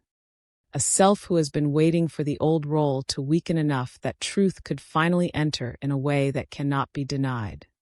That is why the old defenses fail. They were built to protect the personality, but they were never strong enough to outrun the soul. And once the soul starts pressing harder, the man begins feeling haunted in a holy way. Haunted by truth. Haunted by what he knows inwardly. Haunted by the gap between the life he is living and the life his deeper self is calling him toward. This haunting is not punishment. It is sacred pressure. Pressure that says, you cannot keep hiding here forever. You cannot keep calling this peace when it feels like inner exile. You cannot keep pretending that what changed you did not change you. You cannot keep separating the psychological from the spiritual when your very identity is being reshaped by what you are feeling. This is often the point where his suffering becomes more conscious. Before, he may have only felt confused. Now he begins seeing what the confusion is about. Before, he may have only felt restless. Now he begins sensing that the restlessness is trying to move him toward truth. Before, he may have only felt burdened. Now he begins realizing the burden comes from resisting what his soul is already trying to accept. That is the beginning of inner surrender. Not full surrender yet. Not external resolution yet. But the cracking of inner resistance. The divine masculine starts understanding that the real battle is not against the connection. It is against the part of himself that still believes control is safer than truth. He begins seeing that the reason he is so tired is because he is trying to maintain an identity that no longer fits the depth of what has awakened in him. That exhaustion is sacred too, because exhaustion often prepares the soul for honesty. A man can resist what is real for a long time when resistance still feels strong. But when resistance begins feeling heavy, lonely, false, and spiritually draining, then the willingness to question it begins. He starts wondering whether what he has called strength is actually self-betrayal, whether what he has called caution is really fear, whether what he has called distance is simply the old self's final attempt to survive. And that is when psychology becomes awakening. Because the deeper issue is no longer just emotional regulation. The deeper issue becomes alignment. The question is no longer only, how do I handle these feelings? It becomes, what is life asking of me through these feelings? What truth is trying to emerge? What kind of man am I being asked to become? Those questions open a doorway the old mind cannot close. Because once meaning enters the pain becomes harder to dismiss. Once the connection starts feeling like part of a soul-level transformation, it becomes impossible to reduce it to simple emotion alone. Once he feels that his inner struggle is shaping his evolution, he can no longer go back to seeing it as just an inconvenience. Now it is initiation. That is a holy word here. Because initiation always costs something. It costs illusion. It costs the false self. It costs old certainties. It costs the identity built on never being too affected. But in return, it gives something the old self could never offer. Depth, truth, wholeness, a different kind of strength. This is why the moment psychology becomes spiritual awakening is often so quiet from the outside, but so massive within. Nothing may look dramatically different yet. He may still appear reserved. He may still move carefully. He may still not know how to express what is happening. But inside, the frame has changed. He no longer sees the connection only as disruption. He begins sensing it as revelation. He no longer sees his pain only as overload. He begins sensing it as instruction. He no longer sees his restlessness only as discomfort. He begins sensing it as the soul refusing to let him settle for less truth than he is capable of living. And once a man begins to sense that, he is never quite the same again. Because even if he still delays, he delays differently. Even if he still fears, he fears differently. Even if he still struggles, the struggle is illuminated now. He knows he is being called. That knowing is what changes everything. Not instantly. Not perfectly, but irreversibly. This is where the hidden psychology reaches its threshold. The wounds, defenses, conditioning, and fear do not disappear. But they are no longer the only forces in the room. Something deeper has entered. Something that does not just want relief. It wants truth. It wants congruence. It wants the outer man to eventually match the inner reality that has already begun awakening. That is why Chapter 8 matters so much. It is the bridge between survival and surrender, the bridge between coping and awakening, the bridge between a man managing his psychology and a man beginning to hear the voice of his own soul. And once he hears that voice clearly enough, the next shift begins naturally. Because from this point on, the awakening is no longer only about why he withdraws or why he shuts down. It becomes about how this inner shift changes the way he loves, how he sees himself, how he understands strength, how he moves from fear-based reaction into deeper emotional truth. That is where we go next. If this chapter spoke to something deep in you, stay with me for Chapter 9. Because next we are entering why this inner shift changes the way he loves, and why once the divine masculine begins awakening at the soul level, he can never return to the old version of love in the same way again. Chapter 9. Why this inner shift changes the way he loves. Once the divine masculine begins awakening at the soul level, he cannot love the same way he used to. Even if he tries. Even if he delays. Even if parts of him still cling to old habits, old defenses, and old fears. Something fundamental has shifted. That is what makes this chapter so powerful. Because before this inner shift, love may have been filtered through survival. through control, through masculine conditioning, through emotional compartmentalizing, through fear of vulnerability, through the need to stay composed, protected, and self-contained. Even when he cared deeply, he may still have approached love from a fragmented place. One part of him feeling, another part defending, another part observing, another part calculating how much exposure he could tolerate without losing the identity he had built. But once awakening begins moving through him, that old way of loving starts breaking down. Not all at once, not gracefully, not without resistance, but undeniably. Because now love is no longer just an experience.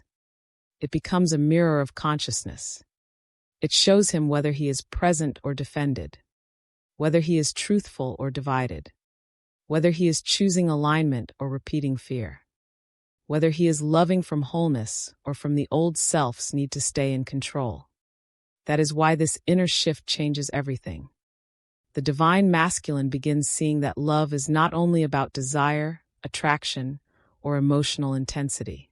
It is about integrity, about whether his inner truth and outer behavior can eventually belong to the same reality, about whether he can remain emotionally awake without falling back into the old habit of protecting himself through silence, distancing, or minimizing what is real. This is a massive transformation, because once he has seen the hidden psychology beneath his behavior, once he has recognized the wounds, the defenses, the conditioning, and the spiritual pressure moving through his life, he can no longer pretend that love is simple. And strangely, that makes love both harder and more real. Harder, because now he feels the responsibility of it. More real, because now he understands that real love asks for his transformation, not just his preference. That is what begins changing the way he loves. He starts realizing that old patterns are not neutral. Distance is no longer just distance. Silence is no longer just silence. Delay is no longer just delay. Each one begins carrying meaning. If he distances, he feels the fracture inside the distance. If he goes silent, he feels what the silence is hiding. If he delays, he feels the tension between fear and truth more clearly than before. Why? Because awakening has made him more conscious. And consciousness changes love. A less conscious man can repeat the same patterns without deeply feeling their inner cost. He can stay defended and still tell himself he is being practical. He can stay emotionally unavailable and still call it independence. He can remain split and not fully feel the pain of fragmentation, because he has not yet awakened to how much of his behavior is shaped by fear. But once that awakening begins, those same patterns become harder to tolerate. He feels himself doing them. He feels the old self rise. He feels the protection mechanisms activate. He feels the emotional retreat forming. And he knows, at least somewhere inside, that this is not freedom. This is conditioning.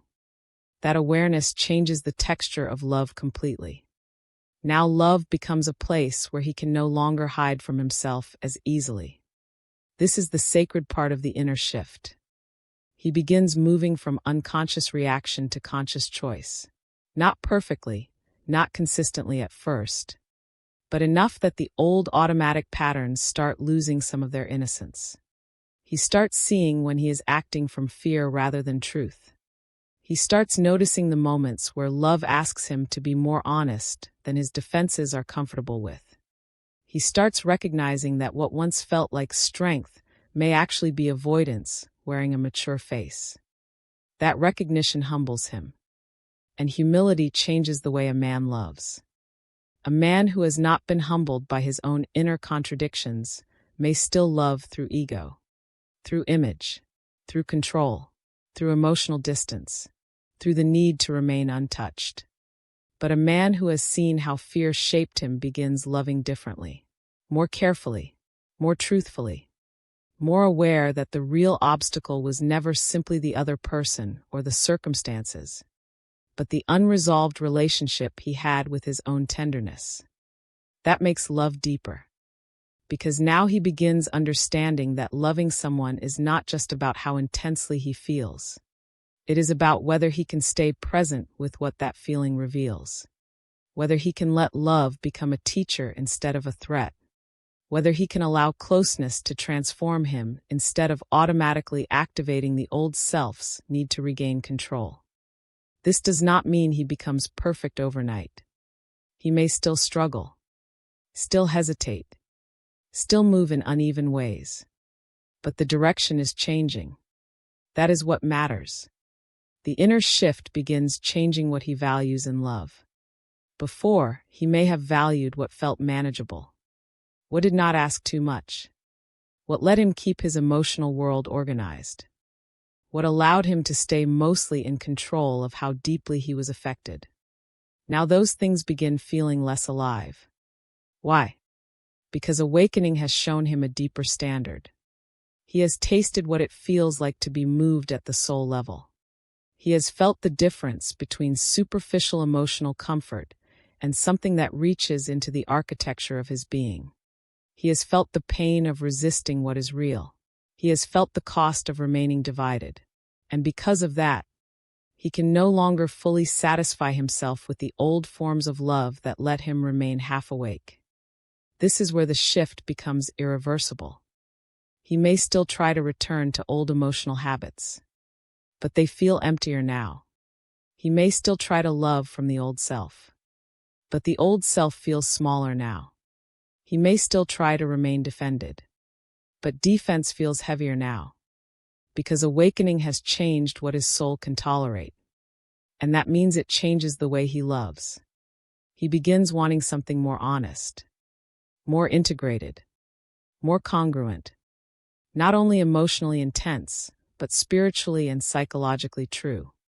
He begins realizing that love without honesty becomes distortion, that affection without embodiment becomes frustration, that feeling without responsibility leaves everyone suspended in uncertainty.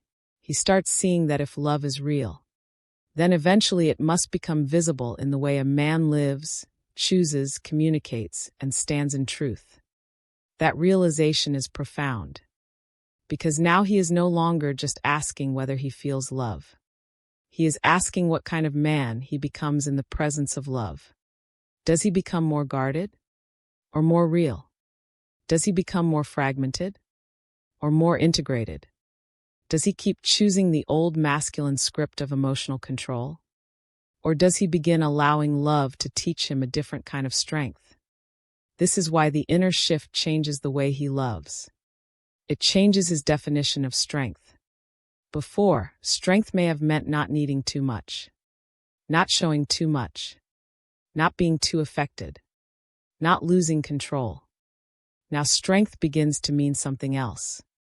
The courage to stay open, the courage to feel without fleeing, the courage to face the truth of his own heart, the courage to let his actions eventually catch up with what his soul already knows. That is a different kind of masculine energy.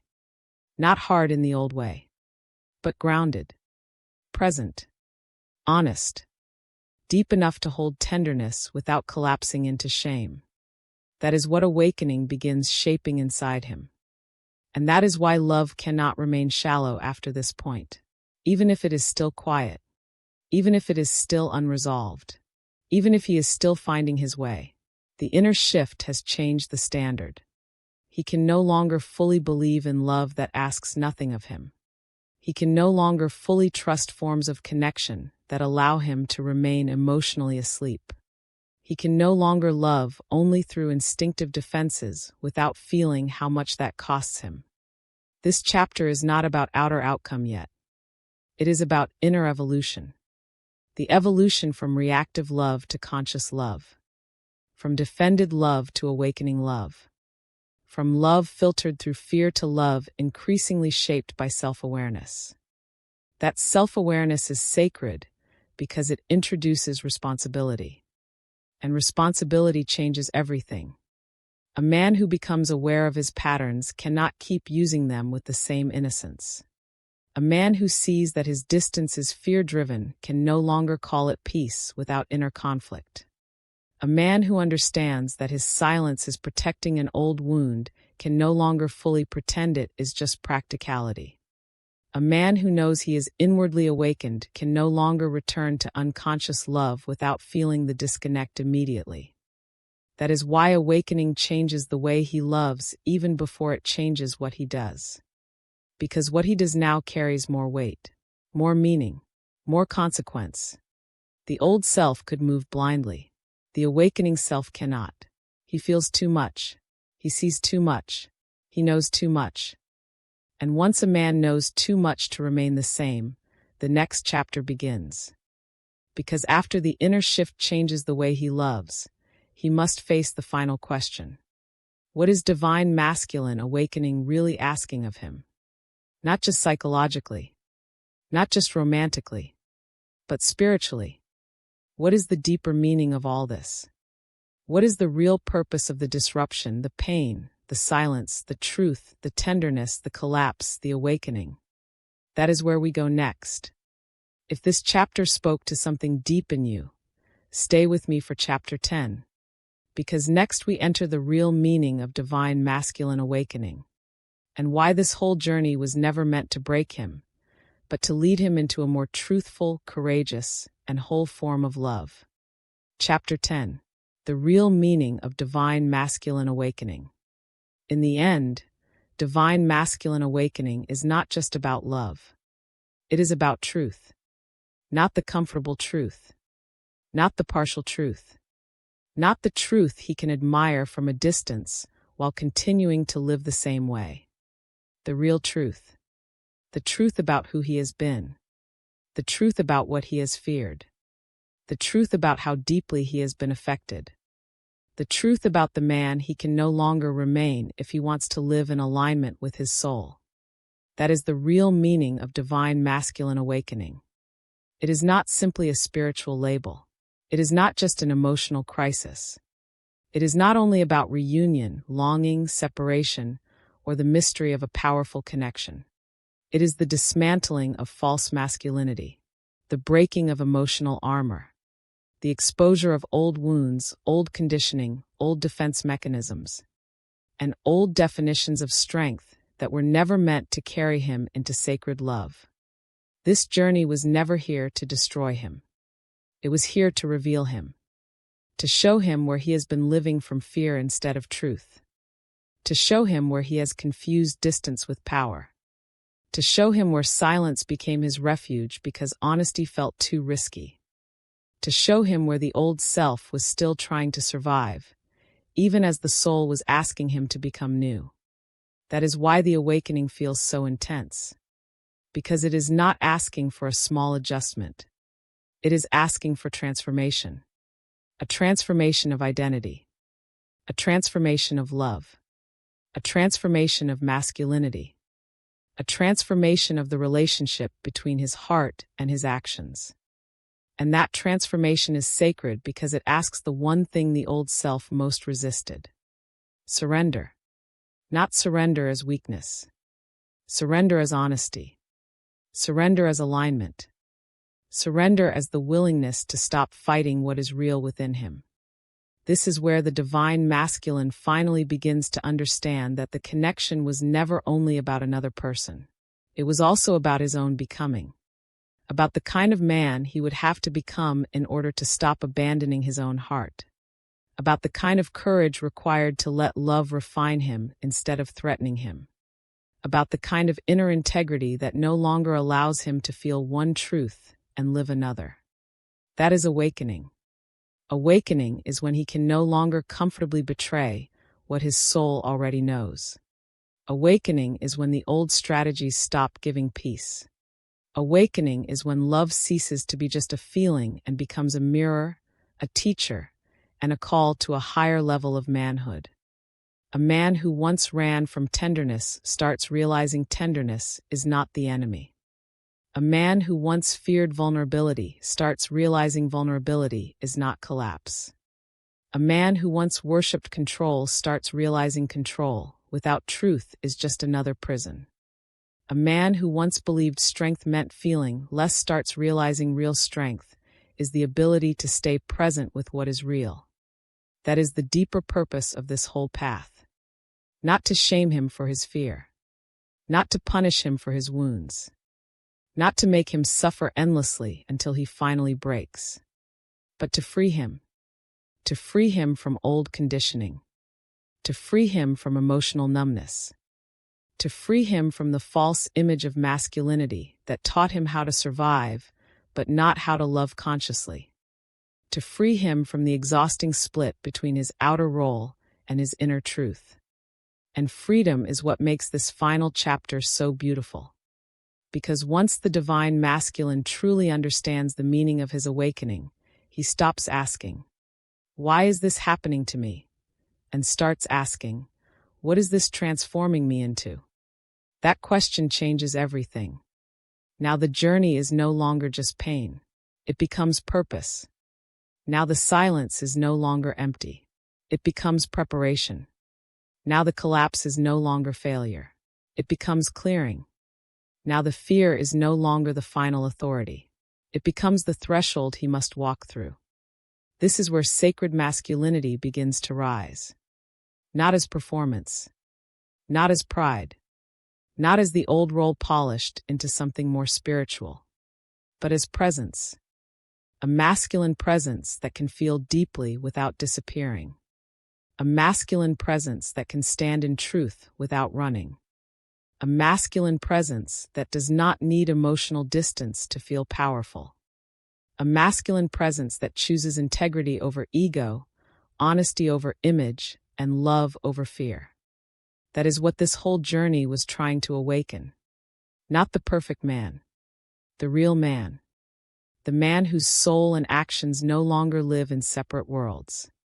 The man who can stop treating his tenderness like a threat. The man who can let awakening become embodiment.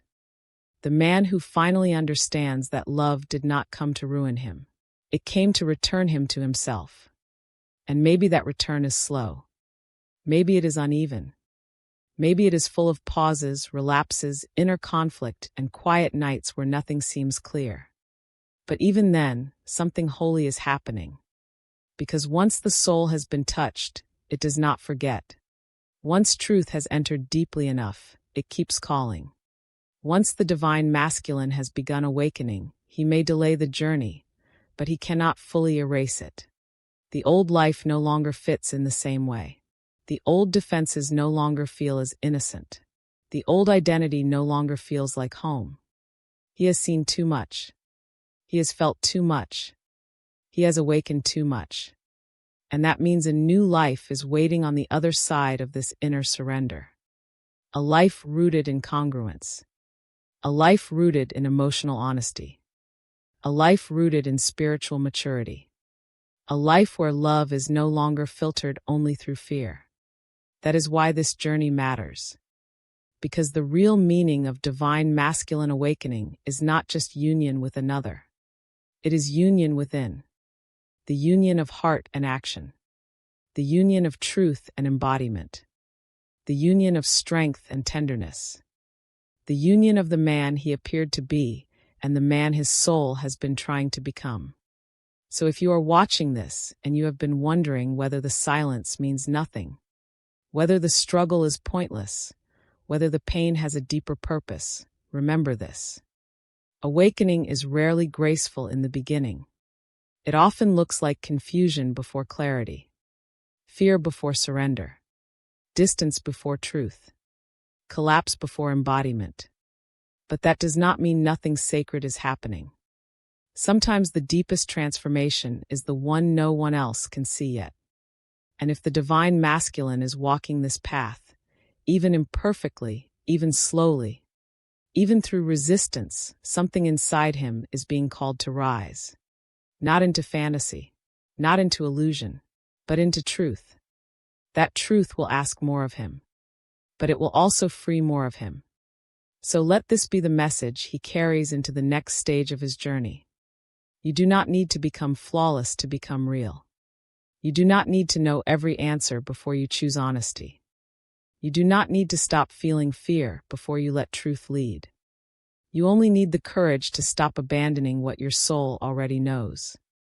Because the real meaning of divine masculine awakening is this: love came to wake him, truth came to reshape him, and the soul came to lead him home.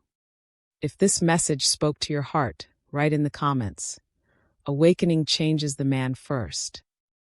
And if you are walking this journey in silence, like this video, subscribe to the channel and share it with someone who needs this message today. Because sometimes the hidden psychology was never meant to trap him. It was meant to lead him through the fear, into truth, and back to the deepest version of himself.